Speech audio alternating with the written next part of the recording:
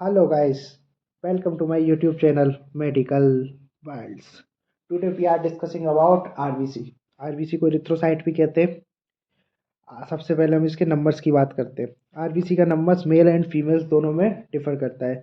Mail के अंदर RBC का नंबर है 4.3 टू 5.6 मिलियन पर सेंटीमीटर क्यूब, जबकि फीमेल्स के अंदर यही होता है 3.9 टू 5.3 मिलियन पर सेंटीमीटर क्यूब। ध्यान रखना गाइस, हमेशा फीमेल्स में नंबर मेल से कम रहेगा। और कई सारी ऐसी डिजीज़ भी होती है जिनके अंदर इनके नंबर चेंज हो जाते हैं। कई बार ज़्यादा भी हो जाते हैं, कई बार बहुत कम हो जाते हैं। जैसे कि एनीमिया में कम हो जाता है, पॉलीसाइथीमिया में नंबर्स बहुत ज़्यादा हो जाते हैं। इनके बारे में सेपरेट वीडियो बना के हम डिस्कस करेंगे।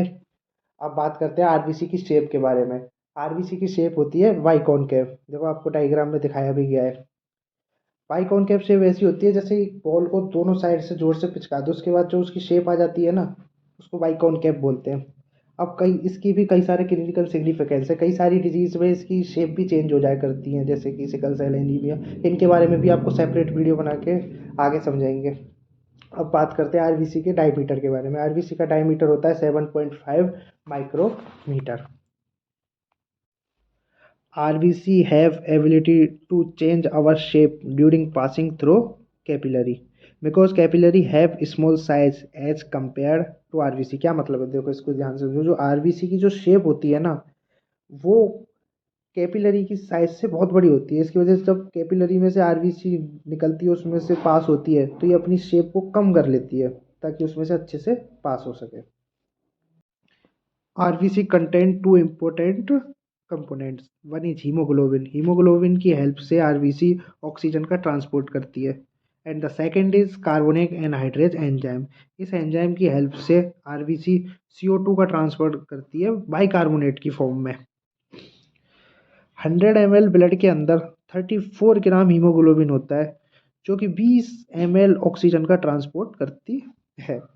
अब आपको हम बताते हैं हेमेटोक्रेट के बारे में। हेमेटोक्रेट क्या होता है, इसको ध्यान से समझिएगा। हीमेटोक्रेट क्या है, हमारे ब्लड के अंदर जो आरबीसी की परसेंटेज है उसको हीमेटोक्रेट कहते हैं। जैसे कि एग्जांपल में मैं आपको बताता हूँ कि एक नॉर्मल पर्सन के हीमेटोक्रेट 25 आया है।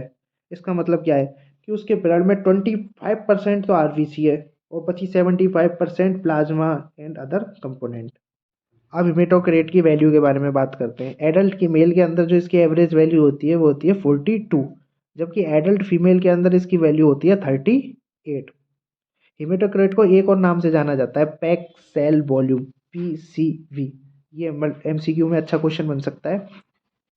हेमेटोक्रेट के काफ़ी अच्छे क्लिनिकल सिग्निफिकेंस भी हैं। जैसे अगर इसका वैल्यू इंक्रीज हो जाती है तो it means person suffering from polycythaemia और हाई एल्टीट्यूड सिकनेस। और अगर इसकी वैल्यू डिक्रीज आती है तो इट मीन्स ये एनीमिया का सिम्टम है कि पर्सन सफरिंग फ्रॉम एनीमिया। हेमेटोक्रेट को डिटरमाइन करने के लिए एक ट्यूब का यूज लिया जाता है, जिसे हम हेमेटोक्रेट ट्यूब कहते हैं। देखो आपको नीचे डायग्राम में शो किया गया है कि किस तरीके की ट्यूब होती है जिससे इसको डिटरमाइन किया जाता है। आप एक नए टर्म की ओर चलते हैं, ESR, erythrocyte sedimentation rate. Rate at which erythrocyte settle down at bottom of tube at 1 hour is known as ESR। इसको क्या सिंपल भाषा में बताएं तो जैसे हीमोक्रेट ट्यूब के अंदर अगर मैं ब्लड को थोड़ी देर के लिए 1 घंटे के लिए भर के रख दूं तो उसके अंदर जो आरबीसी का कंटेंट होगा वो नीचे बॉटम की ओर सेटल डाउन हो जाएगा। उसके बॉटम की ओर सेटल डाउन होने की जो रेट होगी उसी को हम ESR कहते हैं। इसको मेजर करने का मेथड होता है विंट्रॉम और वेस्टर्न ग्रीन मेथड। देखो अगले इसमें मैंने आपको दिखाया भी है, जिसके अंदर ये जो आरबीसी कंटेंट को मैंने 1 आवर के लिए इसमें भर के रख दिया है। इसमें सबसे ऊपर येलो कलर का प्लाज्मा, उसके बीच में वाइट बफी कोट है, लगभग जो इसका WBC कंटेंट है वो बीच में जमा हो गया है 50 एंड 60 के बीच में। और उसके जो नीचे वो पैक सेल, ब्लड सेल या फिर PCV, जिसको हीमोक्रेट भी कह सकते हैं, वो इकट्ठा हो गया। और इसके जो नीचे जाने की रेट थी ना, वही क्या थी, ESR। अब लाइफ स्पैन की बात करूँ आरबीसी की तो होता है 120 डेज। यही इसका एक अच्छा रीजन भी होता है। इसका क्लिनिकल सिग्निफिकेंस भी है कि हम आरबीसी को ट्रांसफ्यूजन में दे पाते हैं, जबकि WBC और प्लेटलेट्स का ट्रांसफ्यूजन पॉसिबल नहीं हो पाता, क्योंकि आरबीसी की लाइफ स्पैन 120 दिन होती है, जिसकी वजह से इसको स्टोर रखा जा पाता है।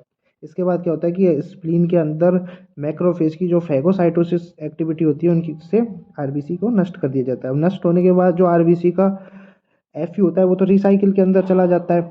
जबकि इसका जो हीमोग्लोबिन है वो हीमोग्लोबिन सब हम सब जानते हैं कि दो कंटेंट से मिलकर बना है, एक तो ग्लोबिन और एक हीम। तो ग्लोबिन तो अमीनो एसिड के रूप में यूज ले लिया जाता है, जबकि जो हीम कंटेंट है वो इसका बिलीरुबिन बनाने में काम आ जाता है।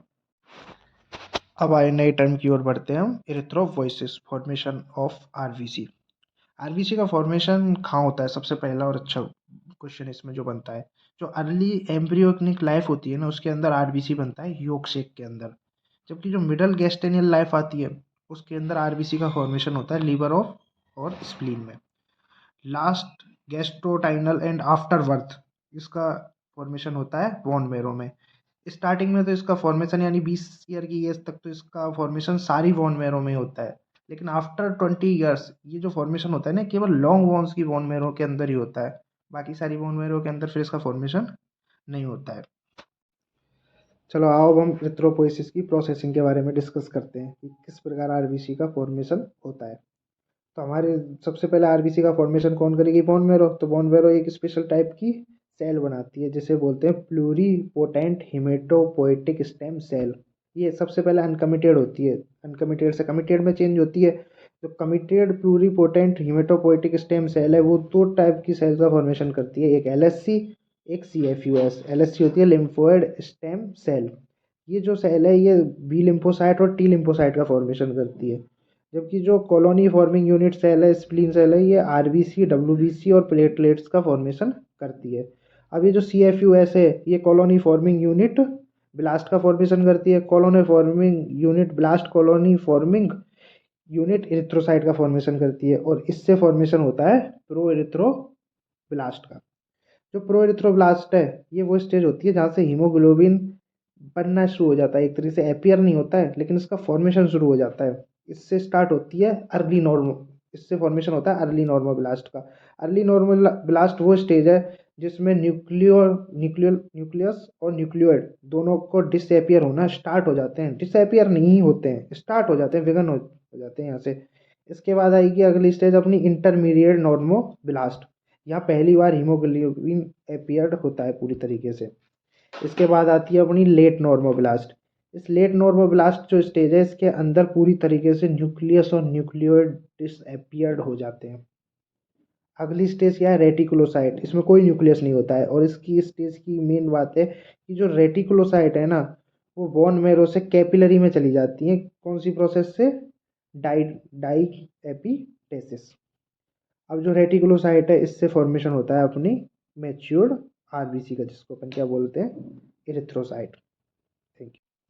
वो जो इवेंट्स थे जो हिमेटोपोइसिस के ड्यूरिंग हुए थे वो थोड़ा सा मैं स्लाइड में डालना भूल गया था, तो मैं उनको थोड़ा आपको वैसे बता देता हूँ। अगर यूनिवर्सिटी में आता है तो साथ में उनको भी लिख देना, उससे थोड़े मार्क्स आपके अच्छे से मिल जाएंगे। इसके अंदर जैसे पहला इवेंट था कि जितनी भी इसकी फेजें आती जाती हैं उनमें धीरे धीरे सेल का साइज रिडक्शन हो जाता है, सेल की साइज छोटी होती जाती है पहले से। दूसरा, हीमोग्लोबिन एपियर होने लग जाता है, जैसा कि हमने देखा भी था हीमोग्लोबिन एपियर हुआ था उसमें। इसके अलावा तीसरी बात कि न्यूक्लियस और न्यूक्लियोलस दोनों ही डिसएपियर होना शुरू हो जाते हैं और लास्ट में एकदम डिसएपियर हो जाते हैं, जो हमने देखा था उसके अंदर कि डिसएपियर हो गए थे। चौथा इवेंट की जो रेटिकुलोसाइट थी ना वो वॉन मैरो से कैपिलरी में डाईएपिडेसिस द्वारा चली जाती है। तो ये चारों इवेंट्स को आप एक पॉइंट में लिख सकते हो। अब बात करते हैं हम रेगुलेशन ऑफ एरिथ्रोपोइसिस। जो एरिथ्रोपोइसिस का रेगुलेशन है ना वो दो फैक्टर्स पर डिपेंड करता है, एक तो जनरल फैक्टर, एक स्पेशल फैक्टर। अब जनरल फैक्टर में क्या क्या हो सकते हैं? जैसे जनरल फैक्टर में हो सकता है हाइपोक्सिया, एरिथ्रोपोएटिन। हाइपोक्सिक कंडीशन जो होती है उसमें आरबीसी फॉर्मेशन की रेट तेज हो जाती है, नॉर्मल ऑक्सीजन कंडीशन में नॉर्मल रहती है। एरिथ्रोपोएटिन हार्मोन जब आरबीसी की संख्या नंबर्स बढ़ाने होते हैं तो एरिथ्रोपोएटिन ज़्यादा अमाउंट में रिलीज होने लग जाता है। जब आरबीसी प्रॉपर होती है तो एरिथ्रोपोएटिन कम अमाउंट में रिलीज होता है। इस हिसाब से रेगुलेशन करता है। इसके अलावा हम जो स्पेशल फैक्टर हैं, डाइटरी फैक्टर है, कास्टल इंट्रिंसिक फैक्टर है। डाइटरी फैक्टर फूड पे डिपेंड करता है जिनकी वजह से कई प्रकार के जैसे एनीमिया भी हो जाते हैं, ये भी अच्छा रेगुलेशन करता है एरिथ्रोपोइसिस का। कास्टल इंट्रिंसिक फैक्टर है जो कि स्टोमक से रिलीज होता है जिसकी वजह से परनीसियस एनीमिया होता है। इसके बारे में आगे अच्छे से डिस्कस करेंगे। अब बात करते हैं जो फैक्टर्स हैं जो एरिथ्रोपोएटिन को अफेक्ट करते हैं। इसमें दो तरीके के फैक्टर आ सकते हैं, एक तो जनरल फैक्टर, एक मैच्योरेशन फैक्टर। जनरल फैक्टर हो सकता है जैसे एरिथ्रोपोएटिन और थायरोक्सिन। ये ना एरिथ्रोपोइसिस को प्रमोट करते हैं दोनों फैक्टर्स। इसके अलावा हमें जो मेचूरेशन फैक्टर है विटामिन B12 जो पर्सीनियस एनीमिया का कॉज बनता है, फोलिक एसिड जो मेगाब्लास्टिक एनीमिया का कॉज बनता है, इंट्रिंसिक फैक्टर, इन सब के बारे में हम लेटर जब एनीमिया पढ़ेंगे जब और अच्छे से डिस्कस करेंगे। अब बने रहो जब तक हमारे साथ।